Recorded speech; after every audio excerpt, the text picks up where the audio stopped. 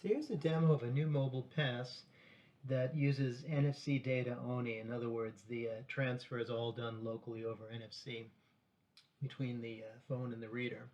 So the first thing we do is we get the mobile pass, and obviously there's many ways of getting a mobile pass, email, text, app, QR code, or NFC. I'll use NFC for this one. And I'm taken to the welcome screen here, the onboarding screen. Okay, so I enter my information, and one of the things I always do is put all my information in contacts, and I can show you how to do that if anyone needs help doing that. But this way everything gets pre-populated, it's easier. But the point I wanted to make here was that if you look at the onboarding screen here, I put my name, my first name, my last name, my email address, my phone number. For this demo, that's what we have, just those 4 pieces of information. Or the 2 here, is just called username, user email, user phone. You can have other options as well, zip code, male, female, date, location, kind of things. But for this demo, we're just using these 4. And what I want to show is how these 4 pieces of information are transferred over NFC with the mobile pass when we tap. So data looks good here. I say submit. It'll personalize it. It'll generate the pass. Pass is generated, and I will allow it to add my pass to my wallet. And by the way, I themed this whole demo around Nantucket, and they have a holiday festival coming up called the Nantucket Stroll. I do want to do automatic selection, and I said yes. Okay, now let's go to the wallet, and there's the pass. So we can put that card aside, and then the next thing you need to do is to configure the S550, and I made a card for it. Actually, these cards are different than the configuration is a little different than our other demos. They're all different, which is kind of nice. This way you can have multiple passes. So this one is for the Nantucket Stroll demo. That's what I call it. And it's just a JSON file. We can transfer it over the app. We probably should, so you don't need the card. But anyway, we have the card to do it. And of course, we added custom sounds and UI and all that for this demo. So what just happened? So I tapped, and the UI was a little unique. We added basically, it's the clock tower in the downtown area, the old town area of Nantucket. Anyone who's spent time in the area would recognize that. Now, I can't imagine you'd really put that in a deployed installation, but for a demo, it's kind of nice because it shows how you can personalize, even to the point of having your own local clock chimes. It actually sounds pretty good. And also, there's a little bit of LED. I'm not sure if you can see with all the lights here, but a little bit of a custom interface as well.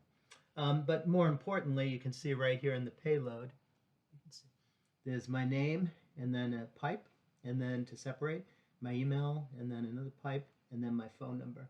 This is exactly the same as what was on my pass here. And, you know, obviously you could put whatever information you put here is reflected here.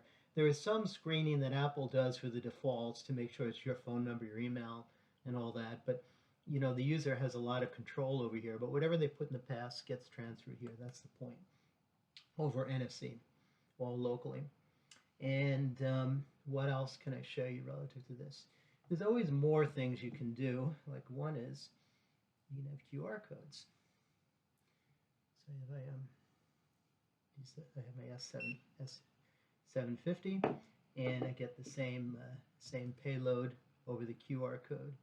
Now I get an extra carriage return. I'm not sure if that's in the QR. No, it can't be in the QR code because the app makes this. So there's a little bit of a difference in the SM keyboard between the 2 devices, the S550 and the S750. But you can see then the same effect with the QR code, and then there's always more. Let's try Android.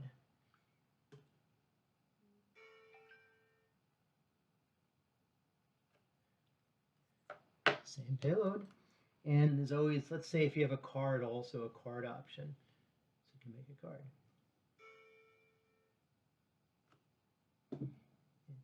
version of the card as well.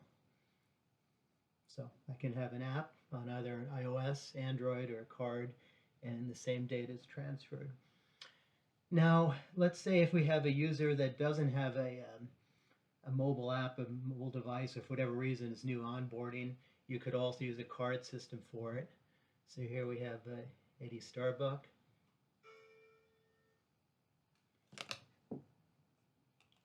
And you can see Edward Starbuck, his email address, and then his phone number. He's got an 800 number, must travel a lot.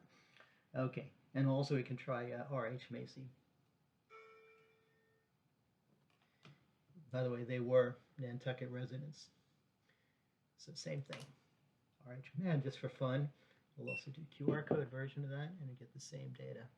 Now let's say if somebody comes and they don't have a mobile pass or want to put one on their phone, or they don't have a card that we've given them. You want to enroll them right there on the spot. And we have a feature in the Nice to See You app that says create card, make card. And I asked Krishan what the thought was, and you know, at the time I think maybe we didn't have all the right pieces to do it to make the cards, but I think now we do. So let me do a little demo of how that should work. So here we have a blank card, just an NFC card. So I tap it, nothing happens because the card's not encoded. So what I do is I go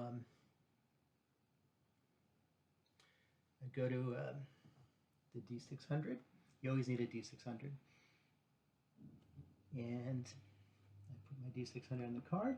So I take the blank card and I run. And I encoded the card. So I encoded, this one is Alfie Socket. There's his email address and there's his phone number. So now if I take the card is personalized to Alfie Socket. Now we can't make a QR code for it, but you can make an NFC card, and that'd be a nice feature to add to the Nice to See You app as well. So you can make cards as well for as part of the demo, or if a user doesn't have a card, doesn't have a mobile or doesn't have a phone or mobile pass. But those are all the different pieces associated with this. Let me just show you a little bit about the pass itself. So Conrad added a lot of nice features in his app. And now you also have a lot of links that you could be put in, and some of them I thought were pretty cool. Like one of them is map.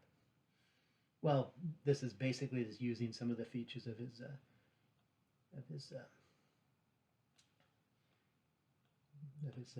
creator app. So there's Nantucket. So there's where we are right there.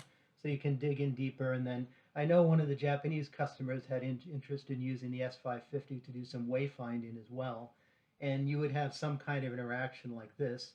I would envision using Google Maps, where you can go back to Wallet, go back to the back side of the map, sorry, the app, scroll down to the links. There's another one called Interactive Map. Oh, I tapped the wrong one, sorry. Go back. That was just some background on the event. In other words, you can have everything on your fingertips right here for the event that you're doing. Open link. Yes. So go to that. So there's, probably hard to follow, but there's the Nantucket, there's the harbor again. By the way, the lighthouse right there, that's the lighthouse on the map, on the pass.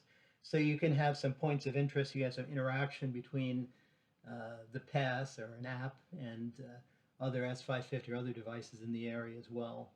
It's called a stroll, it's an outdoor event. And if we go back to the wallet again, you could also link to an app. And they have their own app. Okay. I thought I had that app installed. Anyway, you could also have the app as well for to embellish the visit. So that's what's going on there. Anything else on the yeah, the links here that might help the visitor. But anyway, that's what's that gives you a little bit of introduction to the how the new passes are working. Another feature, even though it's all done locally, but one of the things that we added as well is that when you do the pass, you get an email. Well, I should say it's what's called a webhook. Bring the phone up so you can see it. So right now, the way Len has it set up, Len and Conrad, is we get a email from Len and myself. I'm sure they'll change that around in the future, but there's JSON information in here that will including the name, my email, and my telephone number from when I registered, from when I enrolled in the pass. So in other words, if you go through the Apple Google Mobile Pass system, then when you enroll, we would also get an email confirming that. So you could also have a cloud database as well to compare against the local database in the app or the reader. Sorry, the app connected to the reader. So that's an option that I have as well to add. And the other things, I couldn't show it here, but for Carl and Alfred and Netrunner and John, we have, this also works with the Socket Mobile Pass. And one of the nice things about using the Netrunner is you will get the different, you will know which reader read the tag, so if it was important, if it was an event and you had multiple readers, you would know which one registered the tap. And also, of course, you would know if it's an Apple Pass, a Google Pass, 1 or 2, those are numbers, and then 3 if it's a card, and that's something we should add to our app as well, that when it's a card, you would have the extra step, if you wanted it in your use case, to show a personal ID. So I think that's pretty much it. The big thanks out to Conrad and his team at Pronto. I really like all the new features they put in the new mobile passes.